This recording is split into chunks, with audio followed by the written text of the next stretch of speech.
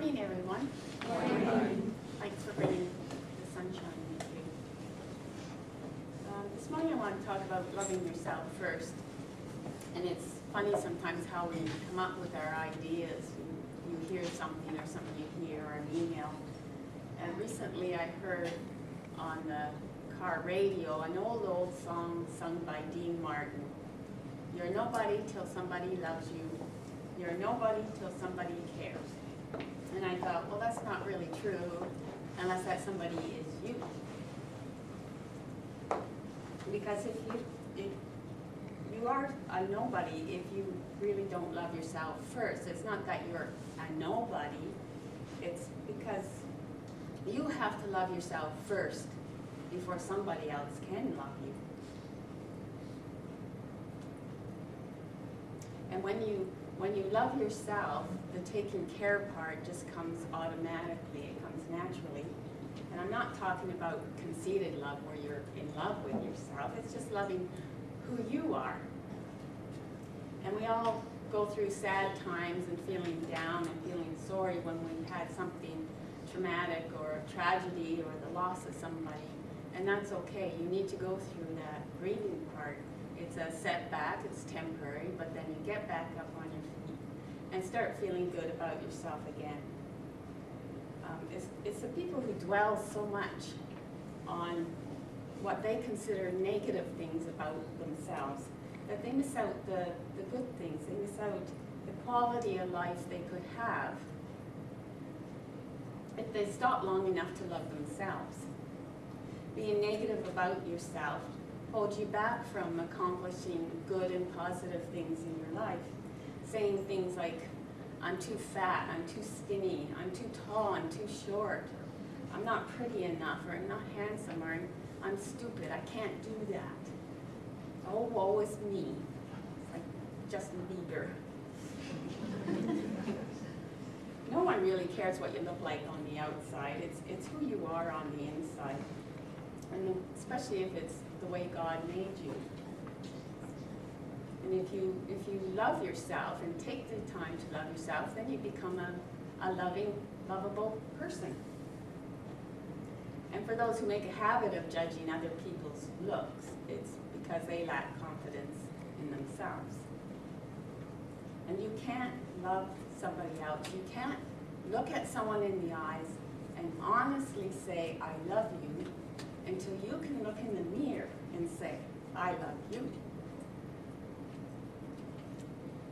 And then when you feel good about yourself, you can also help others feel good about them. If you don't like who you are on the inside, then you have to change it. Think of the law of attraction. Compare the company one keeps, who always has the old pitiful me attitude, to the company one keeps, who's always happy and loving themselves and take care of themselves, and they strive each day to make it a good day. How much would the poor me group accomplish compared to the I love myself group? And if they put them in two separate rooms, which room would you want to go in? Loving yourself makes you stronger, it makes you more confident, you're able to handle criticisms and difficult situations. And we can make a huge list of the number of people who have had challenges in their life, who have had difficulties, but they went out and accomplished things to improve things, not just for themselves, but for others as well. They didn't waste time feeling sorry for themselves. We have Beethoven and Mozart, they were deaf. Ray Charles and Stevie Wonder, they were blind. Helen Keller was blind. Rick Hansen, we all know Rick Hansen. He won All-Star awards in 5 sports, and then he was paralyzed at the age of 15. And every time you see him, he's smiling. And these people, and many, many more, didn't stop to pity themselves. They went out and accomplished things. So your looks, your disabilities, your challenges on the outside don't make who you can be on the inside. The what is considered normal list, written by man, is so much different than the one written by God. And God loves all his children, and that's a huge reason why you should love yourself. So much time is wasted on appearances, feeling sorry for yourself, trying to be someone you're not. And perfection, in my opinion, is if you go out and give it all, give it your best. No matter how it turns out, if you gave it your best, it's perfect. And being what the media calls perfect doesn't necessarily make you happy either. We see people in the movies, a lot of the actors, actresses are so-called perfect. But does that make them happy? They might have lots of money and fancy cars and big mansions, but are they truly happy? And some are. Some that really care about themselves can be happy. But for the others, when you hear about them in the news, they're getting divorced, they're with a different partner, being arrested for DUI, drugs, alcohol, violence, domestic violence, because the love they have for themselves has become the love for material things. And we see young girls who watch these so-called perfect actresses and the models, and they start dieting and struggling to starve themselves to be thin, trying to be someone else, trying to look like someone else, which is not taking care of themselves or who they are. So it doesn't matter what you look like on the outside, it's who you are on the inside. They need to love themselves first. Young teenagers are having babies, they say, because they want someone to love them. But how can a baby love someone when they don't love themselves? And you can tell that baby they can be whatever they want, they can do whatever they want when they grow up, but not if they don't love themselves.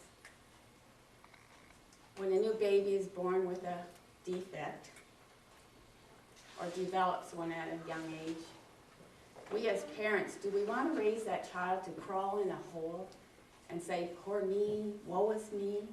Or do we want them to stand tall and say, I am perfect.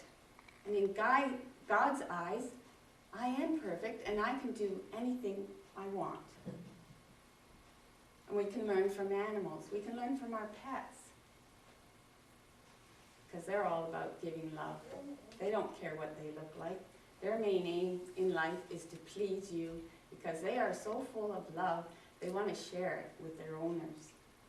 And you rarely see a pet hiding in the corner saying, poor, poor me.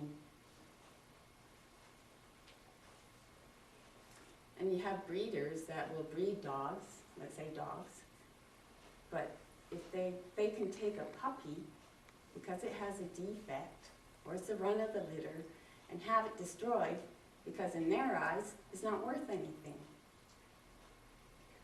All lives are valuable, no matter who you are or what you look like, even pets.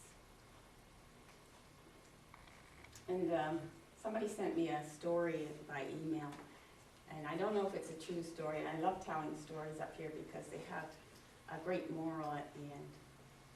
So it's been on email, so you may have heard it, but it's called Ugly.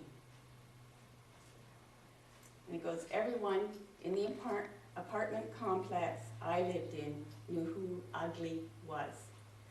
Ugly was the resident tomcat. Ugly loved three things in this world: fighting, eating garbage, and shall we say, love.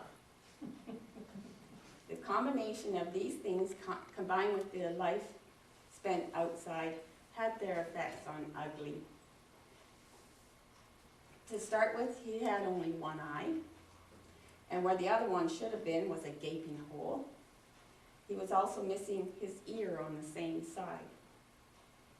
His left foot had appeared to have been broken badly and had healed at an unnatural angle, making it look like he was turning the corner. His tail had long since been gone, leaving only the smallest stub, which he would constantly jerk and twitch. Ugly would have been a gray, tabby striped type, except for the sores covering his head, neck, even shoulders, with thick yellow scabs. Every time someone saw Ugly, there was the same reaction. That's one ugly cat. All the children were warned not to touch him. The adults threw rocks at him, hosed him down, squirted him when he tried to come into their homes, or shut his paws in the door when he wouldn't leave. Ugly always had the same reaction. If you turned the hose on him, he would stand there getting soaked until you gave up and quit. If you threw things at him, he would curl his lanky body around your feet in forgiveness. Whenever he spied children, he would come running, meowing frantically, and bump his head against their hands, begging for their love. If you ever picked him up, he would immediately begin suckling on your shirt or your earrings, whatever he could find. But one day, Ugly shared his love with the neighbor's huskies, and they did not respond kindly, and Ugly was badly mauled. From my apartment, I could hear his screams, and I rushed down to his aid. By the time I got to where he was laying, it was apparent Ugly's sad life was almost at an end. As I picked him up and tried to carry him home, I could hear him wheezing and gasping, and I could feel him struggling. It must have been hurting him terribly, I thought. Then I felt the familiar tugging, suckling sensation on my ear. Ugly, in so much pain and suffering, was trying to suckle my ear. I pulled him closer to me, and he bumped the palm of his head on my hand. Then he turned his one golden eye toward me, and I could hear the distinct sound of purring. Even in the greatest pain, that ugly, battle-scarred cat was asking only for a little affection, perhaps some compassion. In that moment, I thought Ugly was the most beautiful, loving creature I'd ever seen. Never once did he try to bite or scratch me, or even try to get away from me or struggle in any way. Ugly just looked up at me, trusting in me to relieve his pain. I sat and held him in my arms for a long time, thinking about how one scarred, deformed little stray could so alter my opinion about what it means to have true pureness of spirit, to love so totally and truly. Ugly taught me more about giving and compassion than 1,000 books, lectures, or talk show specials ever could, and for that I will always be thankful. He had been scarred on the outside, but I was scarred on the inside, and it was time for me to move on and learn to truly and deeply to give my total trust and compassion to those I care for. Many people want to be richer, more successful, well-liked, beautiful, but for me, I'll always try to be ugly. So I don't know who wrote it, but it just shows how this little kitty who had so much love to share, didn't care what he looked like, but whose aim in life was to keep looking until he found someone. And with that love, improve that someone's life for the better, even if it was just one person. We can all learn from Ugly. It reminded me a little bit of a reading I did for a woman a while ago.